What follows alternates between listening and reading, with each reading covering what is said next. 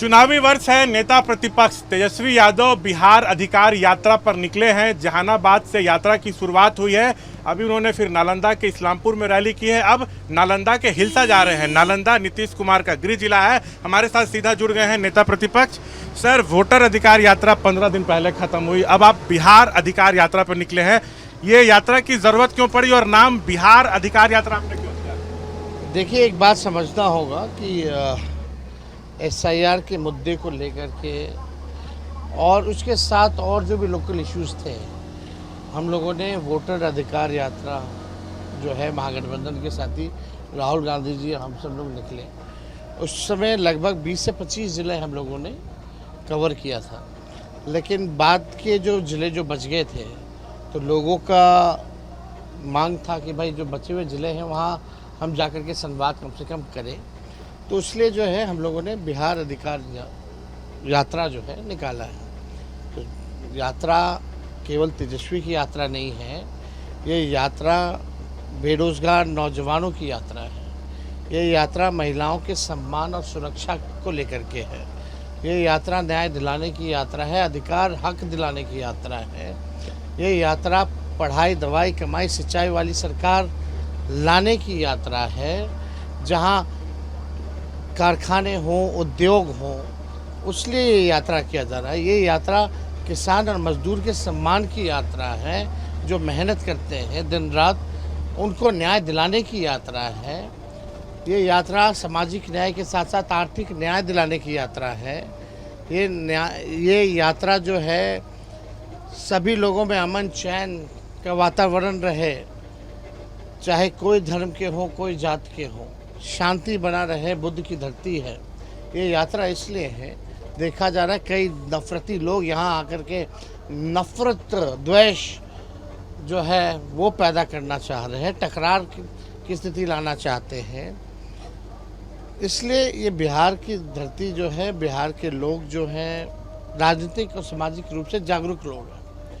तो हम लोगों का फर्ज बनता है कि जनता की आवाज़ मुद्दे की बात करें। हम लोग मुद्दे की बात कर रहे हैं और NDA मुर्दों की बात करता है।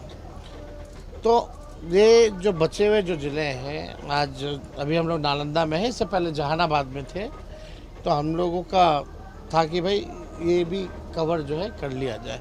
इसलिए इस यात्रा में हमको भी उम्मीद नहीं थी कि इतनी बारिश के बाद, इतना तूफान लगातार आप देख रहे होंगे, कई इलाके डूबे हुए भी हैं, फिर भी हज़ारों हज़ार की संख्या में लोग जो है इस यात्रा में जुड़ रहे हैं, समर्थन दे रहे हैं, सहयोग दिखा रहे हैं। तो ये एक संदेश एक बड़ा आ रहा है कि बिहार की जनता अब बदलाव चाहते हैं। हम जहानाबाद के गांधी मैदान रैली में भी थे, यहाँ इस्लामपुर में भी रैली में थे। भारी भीड़ उमड़ रही है, लोग आपको सुनने के लिए बेचैन है। क्या आपको उम्मीद था कि ऐसा रिस्पॉन्स मिलेगा? भारी बारिश में इतने लोग आ रहे हैं। कल रात से ही बारिश लगातार हो रही है और तूफान भी आया है, और हमको लगा कि सुबह भी लगातार बारिश हो रही है, और अभी जहाँ पहुँचे बस आधे घंटे पहले ही जो है बारिश बंद हुई है। तो हमको लगा कि भाई पता नहीं बारिश की वजह से ये कार्यक्रम कैसा रहेगा, कन्फ्यूजन हो गई थी थोड़ी। लेकिन जब रोड पे सड़कों पे उतरे तो जो हुजूम लोगों का, चाहे महिला हो, बूढ़े हो, बच्चे हो, नौजवान हो, जिस उत्साह के साथ, उम्मीद के साथ, आशा के साथ आए हुए हैं, ऐसा लग रहा है कि लोग इस बार बिहार में इतना भ्रष्टाचार बढ़ गया, इतना आप देखिएगा अपराध बढ़ गया, लोग मुक्ति चाहते हैं भ्रष्टाचार और अपराध से। तेजस्वी की सरकार बनेगी तो भ्रष्टाचार मुक्त बिहार बनेगा। तेजस्वी की सरकार बनेगी तो अपराध मुक्त बिहार बनेगा। तेजस्वी ये नहीं देखेगा कौन जात और कौन धर्म का है। कोई अगर अपराधी अगर किसी जाति धर्म का हो तो उस पर कार्रवाई करने से हटेगा नहीं। अच्छा जी, तेजस्वी जी, आपकी रैली में जितने आपके कार्यकर्ता है उतना ही आम लोग भी आपको सुन रही है, रिस्पांस भी पॉजिटिव लग रहा है। क्या लग रहा है कि बदलाव की आंधी जो है चल चुकी है इस बार? तेजस्वी जी ऊपर दे दीजिए। देखिए, एकदम बदलाव की आंधी है, और इस बार लैंडस्लाइड विक्ट्री जो है महागठबंधन की, हम लोगों की, इंडिया अलायंस की होने जा रही है।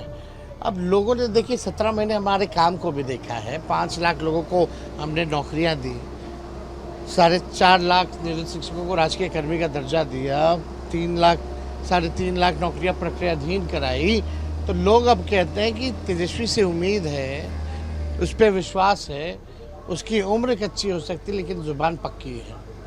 तो ये बिहार के लोग आज देखिए, आज जो तेजस्वी कह रहा है वही नकलची सरकार नकल कर रही है। पेंशन की बात हो, डोमिसाइल की बात हो, माई बहन मान योजना की बात हो, बिजली फ्री की बात हो, जो तेजस्वी कह रहा है वही कर रहे हैं। अभी परसों ही जो है हम एक कार्यक्रम जो किए डॉक्टर्सों के साथ, उसमें जो बातें हमने की वो सब फिर से जो है लागू कर रहे हैं। तो इनके पास विजन नहीं है। तेजस्वी के पास विजन है, तेजस्वी अपने विजन को कह रहा है और वो नकल कर रहे हैं। भले ही नकल कर ले लेकिन विजन एनडीए की सरकार नहीं ला सकती। सीधा चुनाव तेजस्वी बनाम एनडीए है। आपके हर एक्शन पे बीजेपी जदयू की नज़र है। अब जब आप ये यात्रा पे निकले हैं तो बीजेपी जदयू कह रही है कि अकेले क्यों यात्रा पे निकले हैं, 15 दिन पहले ही राहुल के साथ यात्रा किए थे, इस यात्रा में क्यों नहीं कोई महागठबंधन का दल शामिल हो रहा है? सो खटपट है आपस में। कहीं कोई खटपट नहीं। देखिए, जो नकारात्मक लोग हैं उनको हर चीज़ नकारात्मक ही नज़र आता है। हम लोग सकारात्मक सोच के लोग हैं, प्रोग्रेसिव सोच के लोग हैं। हमारी पार्टी है, सारी पार्टियाँ कार्यक्रम करती है, तो हमारा पार्टी क्यों ना कार्यक्रम करे? और जॉइंट कार्यक्रम भी होते हैं हमारे। जब अलायंस का होता है तो अलायंस का भी होता है, पार्टी का भी कार्यक्रम करना होता है तो पार्टी का कार्यक्रम करते हैं। अच्छा तेजस्वी जी, आप दरभंगा गए थे, बीजेपी कोटे के मंत्री हैं जीवेश मिश्रा, उन पे आरोप है कि उन्होंने एक यूट्यूबर पत्रकार की पिटाई की, गाली गलौज की। सवाल पूछने पर आप दरभंगा गए, एफआईआर दर्ज कराई, कहे कि मंत्री गिरफ्तार नहीं होगा तो मैं चक्का जाम करूंगा। लेकिन अब दरभंगा में ही आप पे और कुछ लोगों पे एफआईआर दर्ज कराई गई है कि कार्यकर्ता माई बहन योजना का फॉर्म भरवाने के नाम पर वसूली कर रहे हैं।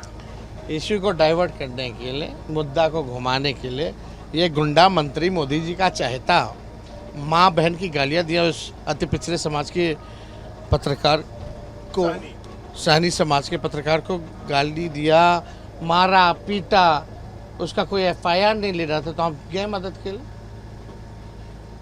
तो बुरा लग गया लोगों को। ये कोई तानाशाही है? ये कोई राजतंत्र है? ये मंत्री का काम है? क्या उस पत्रकार की माई बहन नहीं है? उनका सम्मान नहीं है? कहाँ गए मोदी जी? क्यों चुप है? मोदी जी कल आए, इस मामले का कोई जिक्र नहीं किया संबोधन में। क्यों करेंगे वो? इन सब पे नहीं ना करते हैं। अच्छा, वो मंत्री की गिरफ्तारी नहीं हुई तो आप चक्का जाम करेंगे? गिरफ्तारी तो उसकी होनी चाहिए, एविडेंस है, वीडियो है, होनी तो चाहिए। अच्छा मोदी आगे हम लोग देखेंगे, यात्रा भी चल रहा है, तब तक अगर कोई कार्रवाई नहीं हुई उनको छोड़ा नहीं जाएगा। अच्छा मोदी जी कल आए, पूर्णिया में रैली को संबोधित किए, 36,000 करोड़ की परियोजनाओं की सौगात दिए। वो एक बात कहे कि घुसपैठियों को यहाँ से जाना होगा, सो राजद कांग्रेस वाले कान खोलकर सुन ले, आप इनको बचाने का काम कर रहे हो लेकिन इनको जाना होगा। कौन क्या बोला? मोदी जी, हाँ मोदी जी कल आए पूर्णिया में तो बोले घुसपैठियों को जाना होगा, सो राजद कांग्रेस वाले उनको बचाने में लगे हैं। प्रधानमंत्री जी, आपके पास अगर सच्चाई है तो ज़रा बता देते कितने घुसपैठिए हैं, कहाँ पे छुपे बैठे हैं और क्या कार्रवाई आपने की है। 11 साल से प्रधानमंत्री कौन है? नरेंद्र मोदी जी। 20 साल से मुख्यमंत्री कौन है? नीतीश कुमार जी।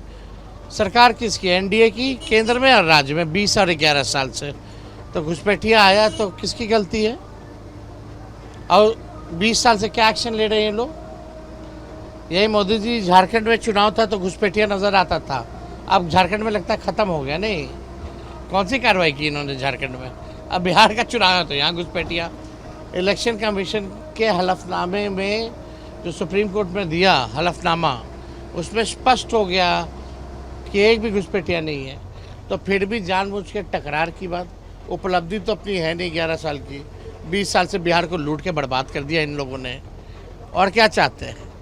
अपराधियों को संरक्षण देते हैं।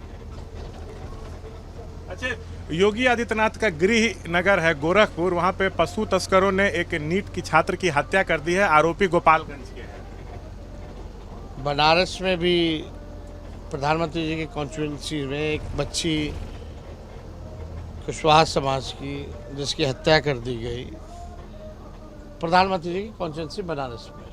हमने प्रधानमंत्री जी को चिट्ठी भी लिखा, अभी तक कोई न्याय नहीं हुआ।